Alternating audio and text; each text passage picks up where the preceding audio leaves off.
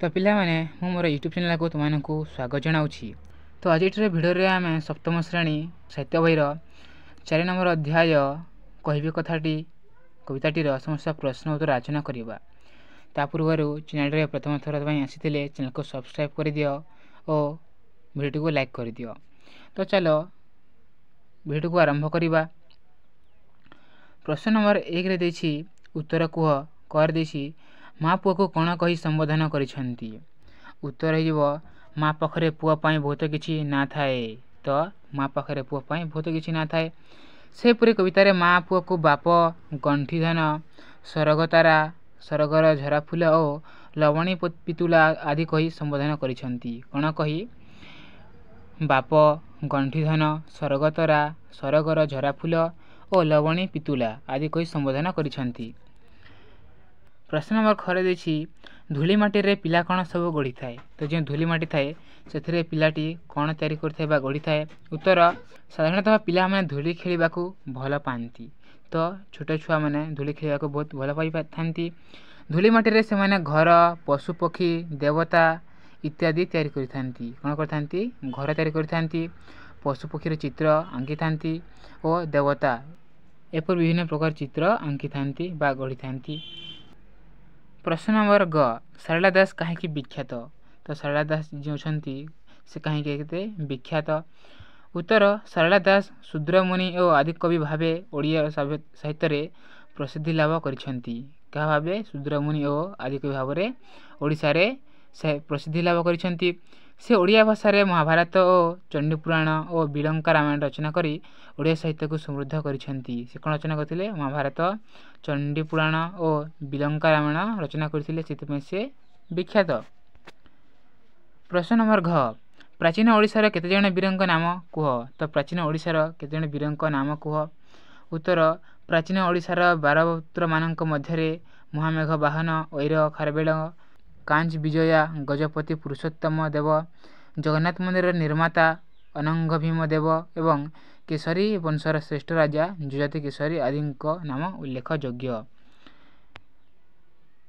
प्रश्न नंबर 1 ओडिशार 3टी प्राचीन मंदिर नाम कुह।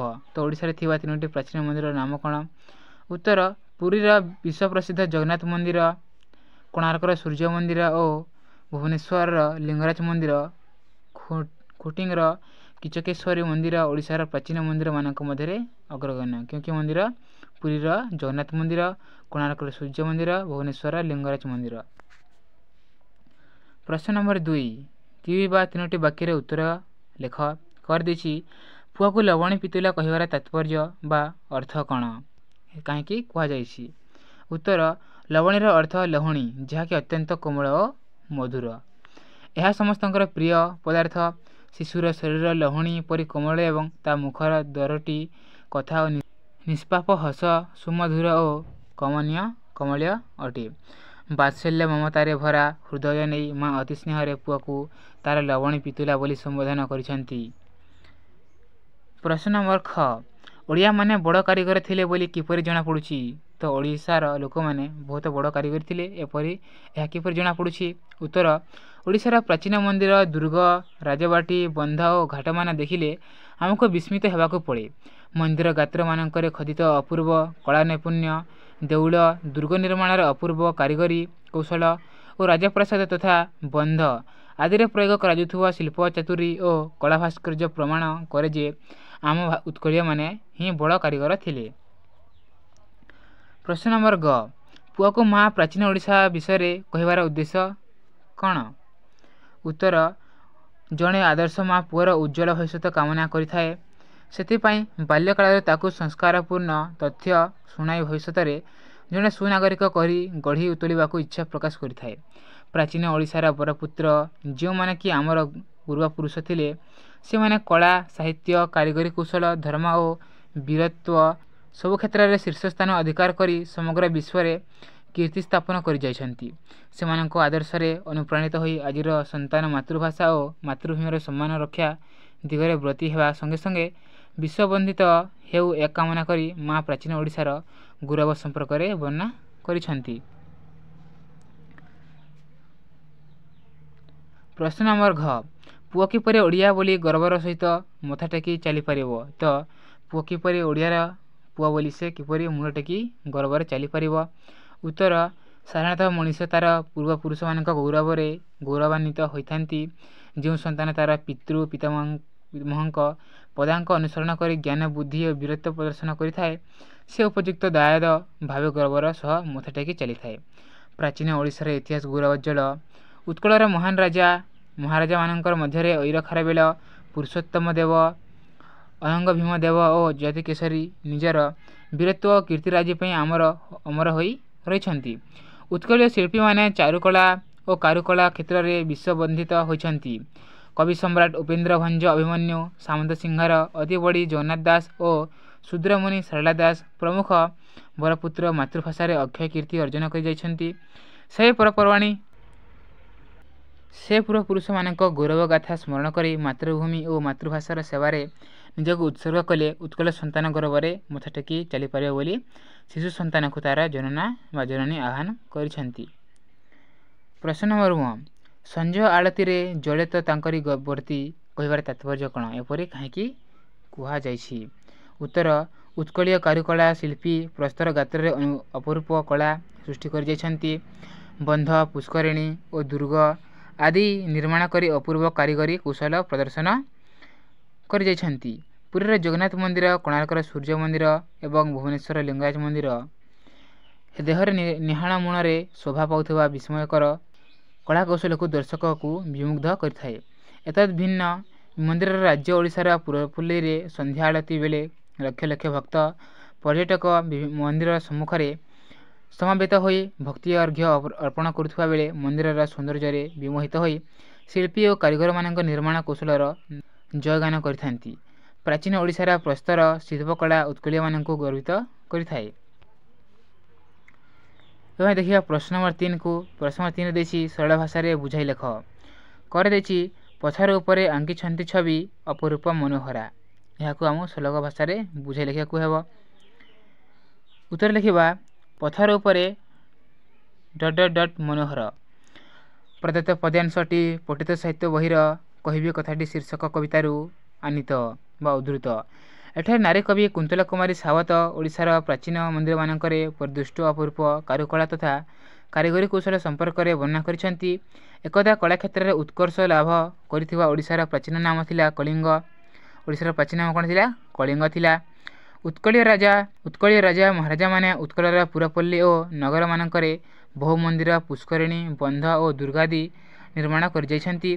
पुरी जगन्नाथ मंदिर कोणार्कर सूर्य मंदिर एवं भुवनेश्वर लिंगराज मंदिर आदिर प्रस्तर गात्र ओडिया शिल्पी विस्मयकर कला सृष्टि कर पथर खोदित मूर्ति पशु पक्षी वृक्षलता आदि देखिले ओडिया शिल्पी मानकर जीवंत कला नैपुण्य तथा कारीगरी कौशल को प्रशंसा न करी रही हुए नहीं। कला स्थापत्य ओडिया कारीगर और शिल्पी माने जो मनोहर छवि खोदन कर ताहार सारा विश्व में विस्मयकर सृष्टि करिपारिछि। सेमानकर कालाजयी कृति स्मरण करी आमे गर्वित तथा गौरवान्वित होइथाउ। गुंफा मानकरे खोदित शिलालिपि ठारू आरंभ करी मंदिर मानकरे अपूर्व कारुकार्य सेमानकर अपूर्व सुनिपुण कलाकृतिर मुकसाक्षी भावे उभा होइछि। खर देछि किए सरी हेब गुण ज्ञान तांकु किए सरी हेब तेजे। जो कारीगर में थिले तांकर गुण ज्ञान रे और तांक तेजरे किए सरी हेब बोली कहा जाइछि। ताको आमे लिखिबा किए सरी हेब ... सरी हेब तेजे। प्रोक्त पद्यांशटी नारी कवि कुंतला कुमारी सावतंक रचित कहबी कथाटी शीर्षक कवितारू आनीत। एठार कवि प्राचीन उत्कल राजा महाराजा मानक अपूर्व शौर्य वीर बल विक्रम उपरे आलोकपात करिसेंती। प्राचीन उत्कलर इतिहास गौरवोज्ज्वल। ए राज्य महामेघ वाहन ऐर खारबेल गजपति पुरुषोत्तम देव विश्वप्रसिद्ध जगन्नाथ मंदिर निर्माता अनंग भीम देव एवं केशरी वंशर श्रेष्ठ राजा महान व्यक्ति मानक अक्षय कीर्ति मान उपस्थापन करी सेमानक आदर्श रे अनुप्राणित हेबा संगे संगे हृदय रे देशप्रीत जागृत करने को माँ तार संतान को आह्वान देछि। बल विक्रम और वीरत्व आम पूर्वपुरुषों सह केही समकक्ष हो पारि नथिले। सेथिपाई गंगा ठारू गोदावरी पर्यंत विस्तृत थिला आम राज्य। केवल वीरत्व गरिमा नुहे कला साहित्य और संस्कृति और धर्म भावना समस्त क्षेत्र में सेमाने थिले नगर पर्यंत बहु मंदिर पुष्करिणी बंध आदि निर्मित होइतिला। सेमाने मध्य थिले गुणग्राही असाधारण पांडित्य और ज्ञानर अधिकारी उच्च मानर साहित्य सृष्टि पाई कवि और कथाकार मानकु सेमाने प्रत्यक्ष साहाय्य प्रदान करुथिले। तेणु एपरी प्रजानुरंजक ज्ञानी गुणी राजा महाराजा मानक सह केही समकक्ष होई परिवे नाही बोली कारीगरी कवयित्री दृढ़ोक्ति प्रकाश करिसेंती। प्रश्न नंबर घर देसी ओडिया बोली तू मने गर्व बही चालरे टेकी तो मथा। तो एठिरे कहा जे ओडिया बोली तू मने गर्व बही ओडिया बोली निज मन को गर्व करी चालरे टेकी मथा मथा को टेकी चल। उत्तर लिखा ओडिया बोली डट डट तो मथा। प्रदत्त पद्यांशटी पठित साहित्य बहीर कवि कथा कहबी कथाटी शीर्षक कवितार आनीत। एठारे नारी कवि कुंतला कुमारी ओडिशार पूर्वपुरुष मानक आमर कृति गर्वित उत्कलीय संतान मानक प्राचीन गौरवर स्मरण करी स्वाभिमानी हेबाई आह्वान करिसेंती। उत्कलर अतीत थिला गौरवमय। उत्कल संतान भूली जाइछि ता पूर्वपुरुषों अक्षय कीर्तिराजी। जो ओडिया पुओ दिने सारा विश्व में कला साहित्य संस्कृति धर्म भावना प्रतिरक्षा और वाणिज्य व्यवसाय आदि सबू जुजाति केशरांक परी राजा महाराजा माने प्रसिद्ध युद्ध भावे अपरिसम वीरत्वर पराकाष्ठा देखाइथिले। उत्कलीय कवि मानक कालजयी कविता उत्कल साहित्य जगतर गोटे अम्लान कृति।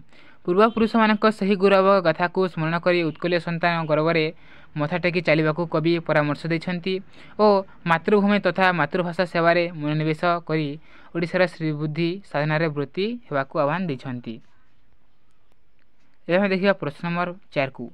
प्रश्न नंबर 4 देछि दियाइथवा शब्दगुड़िकर अर्थ लेख। जो शब्दगुड़िक दियाइछि तार अर्थ कोन हेबो लेख लिखि कूल कूल गुणी गुणी स्वर्ग स्वर्ग। जेपरी प्रथम कूलर अर्थ हो वंश और अन्य कूलटीर अर्थ हो नदी कूल नई कूल। गुणीर अर्थ भाड़ी बारंबार स्मरण करिबा। गुणीर अर्थ है भाड़ी बा बारंबार स्मरण करिबा और गदर हर्ष गु अणदुहेणी यही गुणीर अर्थ हो गुणवान सुगुणर अधिकारी। सेपरी स्वर्ग स्वर्गर अर्थ हो अध्याय बा परिच्छेद और यही स्वर्गर अर्थ हो देवता मानक आवासस्थल बा महाकाश। कूल कूलर अर्थ तट। प्रश्न नंबर 5 रही लिंग परिवर्तन कर। जेपरी गोसी बाप पुरुष दादी और वीर यार लिंग परिवर्तन करने को कही। जपरी गोसी बाप हो गोसी माँ सेपरी दादी रही खुड़ा पुरुषर नारी बा स्त्री सेपरी बारर अर्थ 12। प्रश्न नंबर 6 कर्म शब्दर अन्य रूप जेपरी कर्म सेपरी तले लिखित शब्दगुड़िकर अन्य रूप लेख। जेपरी कीरति हरस कौतुक निर्मल और सरग। कीरतिर अर्थ कीर्ति है कीर्ति जो कार्थी देछि कार्थी हे नहीं एठी कीरति कीर्ति। कौतुक कौतुक सरगर स्वर्ग हरसर हर्ष निर्मल निर्मल। प्रश्न नंबर 7 वाक्यर व्यवहार कर। चेता तेज कीर्ति और मनोहर यह वाक्य लिखा कही। चेता जो एक भयंकर शब्द शुणी तार चेतारू उठीगला। तेज ग्रीष्म काल सूर्य तेज अति प्रखर होता है। कीर्ति आम पूर्वपुरुष माने अक्षय कीर्ति अर्जन कर मनोहर वाक्य हेब चिलिकार प्राकृतिक सौंदर्य अतीब मनोहरा। प्रश्न नंबर 8 देखिए 150 रु 200 शब्द मध्य उत्तर लेख। कर देखिए प्राचीन ओडिशार क्यों कीर्तिराजीर कथा माँ निज पुआ को कही। नारी कवि कुंतला कुमारी सावत कविता कहबी कथाटी जे अतर उत्कलर गौरव बाह संस्कृतिर अलेख्य एथिरे संदेह नहीं।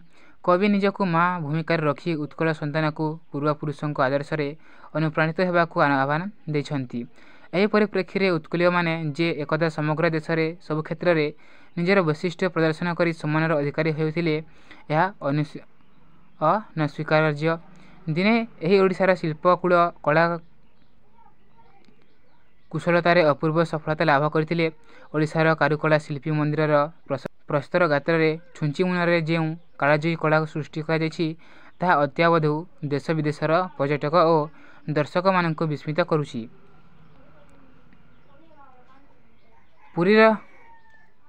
ପୁରୀର ଜଗନ୍ନାଥ ମନ୍ଦିର, କୋଣାର୍କର ସୂର୍ଯ୍ୟ ମନ୍ଦିର ଓ ଭୁବନେଶ୍ୱରର ଲିଙ୍ଗରାଜ ମନ୍ଦିରରେ ତାହା ଉଜ୍ଜ୍ୱଳନ୍ତ ନିଦର୍ଶନ ଦେଖିବାକୁ ମିଳେ।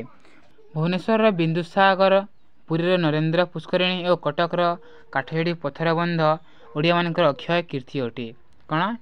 ଭୁବନେଶ୍ୱରର ବିନ୍ଦୁସାଗର, ପୁରୀର ନରେନ୍ଦ୍ର ପୁଷ୍କରିଣୀ ଓ କଟକର କାଠଯୋଡ଼ି ପଥର ବନ୍ଧ କେବଳ ନିର୍ମାଣ କି କାରିଗରୀ କୌଶଳ ନୁହେଁ, ବୀରତ୍ୱର ମଧ୍ୟ ଓଡ଼ିଶା ଜାତିର ସମକକ୍ଷ କେହି ନଥିଲେ। ଐର ସମ୍ରାଟ ମହାମେଘ ବାହନ ଖାରବେଳ, କାଞ୍ଚି ବିଜେତା ଗଜପତି ପୁରୁଷୋତ୍ତମ ଦେବ, ପ୍ରସିଦ୍ଧ ଜଗନ୍ନାଥ ମନ୍ଦିରର ନିର୍ମାତା ଅନଙ୍ଗ ଭୀମ ଦେବ ଓ କେଶରୀ ବଂଶର ଶ୍ରେଷ୍ଠ ରାଜା ଯଯାତିକେଶରୀ ଆଦିଙ୍କ ବିକ୍ରମ ଓ ବୀରତ୍ୱ ଇତିହାସ ପୃଷ୍ଠାରେ ସ୍ୱର୍ଣ୍ଣାକ୍ଷରରେ ଲିପିବଦ୍ଧ ହୋଇ ରହିଛି। ଖାରବେଳଙ୍କ ସାମ୍ରାଜ୍ୟ ଥିଲା ଅଗଙ୍ଗା ଗୋଦାବରୀ ବିସ୍ତୃତ। ଉତ୍କଳୀୟ ରାଜାମାନେ କେବଳ ରଣକ୍ଷେତ୍ରରେ ଯେ ସେମାନଙ୍କ ନିପୁଣ ପ୍ରଦର୍ଶନ କରିଥିଲେ ତାହା ନୁହେଁ, ପ୍ରଜାନୁରଞ୍ଜନ ପାଇଁ ସେମାନେ ବନ୍ଧ, ଘାଟ ଓ ପୁଷ୍କରିଣୀ ଆଦି ନିର୍ମାଣ କରିଯାଇଥିଲେ। କବି କଥାକାରମାନଙ୍କୁ ପୃଷ୍ଠପୋଷକତା ପ୍ରଦାନ କରି କାଳଜୟୀ ସାହିତ୍ୟ ସୃଷ୍ଟି ପାଇଁ ପ୍ରୋତ୍ସାହନ ପ୍ରଦାନ କରିଥିଲେ। ଆଦିକବି ଶୂଦ୍ରମୁନି ସାରଳା ଦାସ, ଅତିବଡ଼ି ଜଗନ୍ନାଥ ଦାସ, କବି ସମ୍ରାଟ ଉପେନ୍ଦ୍ର ଭଞ୍ଜ